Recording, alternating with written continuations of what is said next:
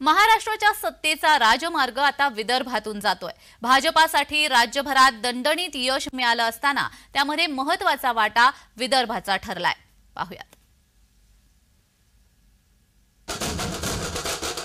महाराष्ट्रात निकाल लागताच लक्षात आलं की भाजपासाठी महत्त्वाच्या विदर्भात भाजपाची जादू चालली आहे। विदर्भात एकूण जागा आहेत 62। भाजपा 38 जागांवर विजयी झाली आहे। शिवसेना 4, राष्ट्रवादी 6, तर दुसरीकडे काँग्रेस 9, पवारांची राष्ट्रवादी 0, उद्धव गट 4 आणि अपक्ष 1। महाराष्ट्रातल्या सत्तेचा मार्ग हा विदर्भातून नेहमी जात आलेला आहे।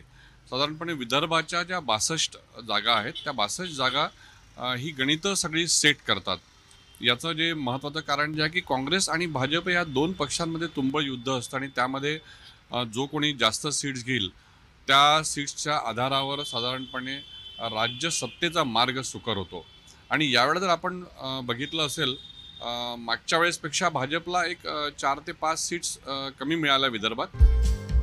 विदर्भात महायुती 48 आणि मविया 13 असा निकाल लागलाय। याची प्रमुख कारण काय आहेत पाहूयात।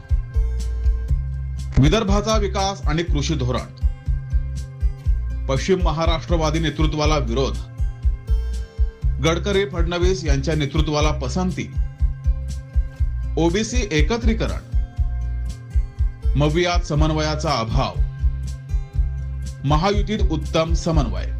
महाराष्ट्राच्या विकासाचं अभिनव संकल्पना असलेलं देवेंद्रजी फडणवीसांची दूरदृष्टी आणि विजन हे स्वीकारलेलं आहे। आणि मी आपल्याला अत्यंत विश्वासाने सांगू शकतो की 132 जागा जिंकून महाराष्ट्रामध्ये भारतीय जनता पक्ष पहिल्या क्रमांकाचा पक्ष म्हणून स्थापित झालेला आहे। यामागे जी काही सगळ्यांची मेहनत आहेच आहे, परंतु यामागेही दूरदृष्टी आहेत आणि हे आम्ही सगळ्यांनी स्वीकारलं पाहिजे। विदर्भाचा निकाल भाजपाच्या पथ्यावर पडलाय। फडणवीसांची पहिल्यांदा सत्ता आली तेव्हाची विदर्भाची भक्कम साथ त्यांना लाभली होती। यंदाच्या निकालामुळे सुधीर मुनगंटीवार 7व्यांदा तर देवेंद्र फडणवीस 6व्यांदा विधिमंडळात पोहोचलेत। ब्युरो रिपोर्ट, जय महाराष्ट्र न्यूज, नागपूर।